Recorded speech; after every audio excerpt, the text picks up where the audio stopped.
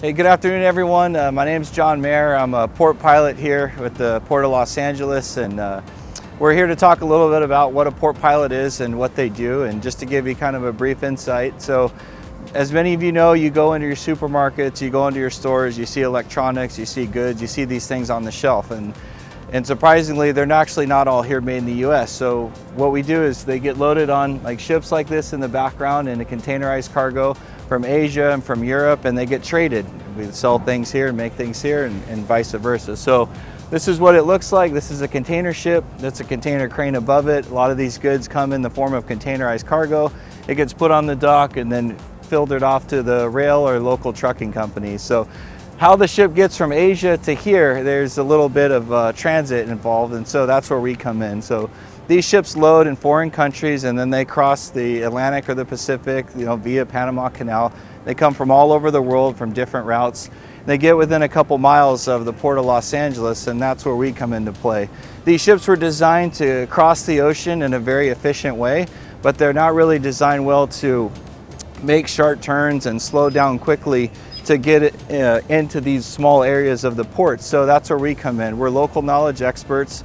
We understand all the different depths and all the different contours and all the aids to navigation throughout the area. So we get on board the vessel about 4 miles from the harbor, and we get on board and we have a brief discussion with the master of the ship. We talk about where we're going to be taking the ship and what type of safety measures and precautions that we're going to take in order to get the ship from the ocean to the dock safely. And there's a lot of tools and resources that we use in order to do that, so we'll sort of talk about that. In the beginning, when the ship comes in, we get on board a small boat that's called a pilot boat, and that boat takes us here from land at the dock and it brings us out to the ship.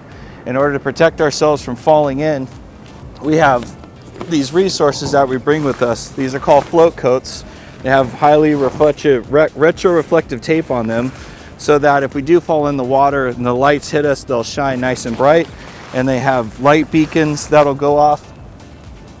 And once these light beacons like this, once the water hits them, they start signaling right away, and they start doing this. It doesn't seem very bright right now, but at night, these lights shine very, very bright, and they're able to find us quickly. And the second thing we have with us are our handheld radios. These are VHF radios. They are pre-programmed to all our working frequencies, and we use these to communicate with the other ships within a close proximity to us, and also the tugboats. So as you can see behind me, there may be some tugboats passing along. The tugs are used for a number of reasons, one being safety and two being control. Like I said before, these ships were designed to cross the ocean in a very effective way, but they're not really good for short-term maneuvering. So the tugboats come into play. As we enter into the breakwater, the tugs come in, they put lines up and that get attached to the ship, and we could use the tugs to slow the speed of the ship for braking, and we could use the tugs to push us and pull us to control the rate of turn, which will ultimately control another way of steering the ship. So we get on board the ship, we talk to the master, there's a brief conversation about where we're going to go, what side we're going to tie up. We make sure that everything works okay with the ship. It's one of the first questions we ask. As soon as we find out that the ship's okay and there's nothing wrong with it, we can proceed to port safely. It's exactly what we do. So we come into the breakwater, come into the channel, we make passing arrangements with any other vessels that may be in the harbor. And one of the resources we have for that is a safe navigation system. This is called Trailer Brog. We use this. It's called a pilot mate, and what it does is this is an external antenna we bring out there with us.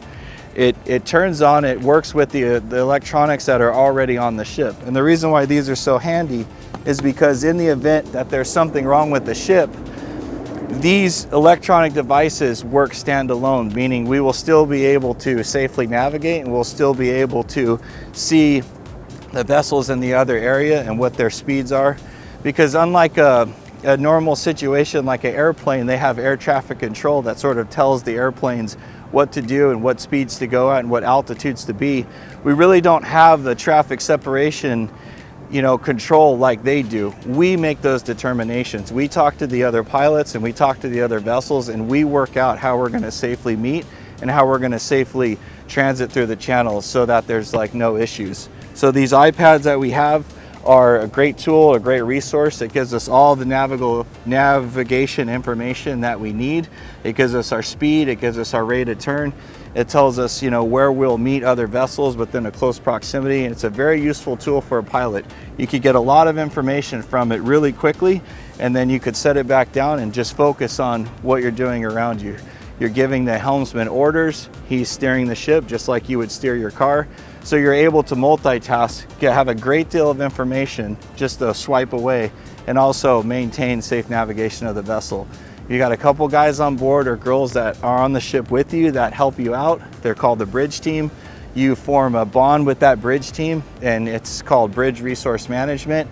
So I'm watching the helmsman, making sure that the helmsman does what I'm supposed to do, or making sure that he does what I tell him to do. The captain is watching me navigate his ship, making sure that I'm making the right decisions. So it's a lot of oversight, and that's for safety. In case I miss something, the captain's there to say something. In case the helmsman missed something, I'm there to say something to him, and that's how we work, and that's how we safely get the ships to the dock.